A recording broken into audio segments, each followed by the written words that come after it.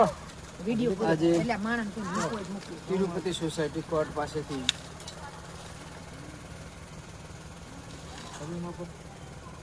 એને કિલબેલ્ટ ચેકર્ડ એટલે કે પાણીનો સાપ જેને કહેવામાં આવે છે,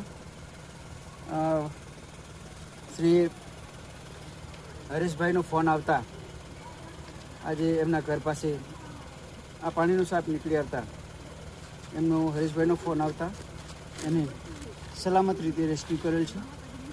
હવે આપણે આ સાપને એના પર્યાવરણના વાતાવરણમાં અનુકૂલિત એના વાતાવરણને એને આપણે મુક્ત કરીશું. આ સાપ વિશે થોડી માહિતી આપી દઈએ કે આ સાપને પાણીનો સાપ તરીકે ઓળખવામાં આવે છે. સાદી ભાષામાં આપણે એને કહીએ છીએ એરંડો. આ સાપ જે છે એ તદ્દન બિનઝેરી હોય છે, પરંતુ કરડવામાં એ માહેર હોય છે. જ્યારે પણ એના પર ખતરો લાગે ત્યારે એ તરત જ એ કરડવા માટેની કોશિશ કરતો હોય છે. કરડે છે પણ આનાથી વ્યક્તિને ઝેર ચડતું નથી અને વ્યક્તિનું મૃત્યુ પણ થતું નથી. આ સાપ બિનઝેરી છે.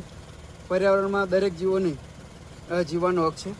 આની પણ પર્યાવરણમાં જરૂરિયાત છે. તો આપણે પણ આવા જીવોને મારવાને બદલે એને બચાવવાની કોશિશ કરીએ. જ્યાં પણ કઈ જગ્યાએ આવા સરીસૃપો નીકળી આવે તો ચોક્કસથી મારા જેવા રેસ્ક્યુઅરનો સંપર્ક કરી અને એને બચાવવા માટેનો પ્રયત્ન કરશો. નમસ્કાર.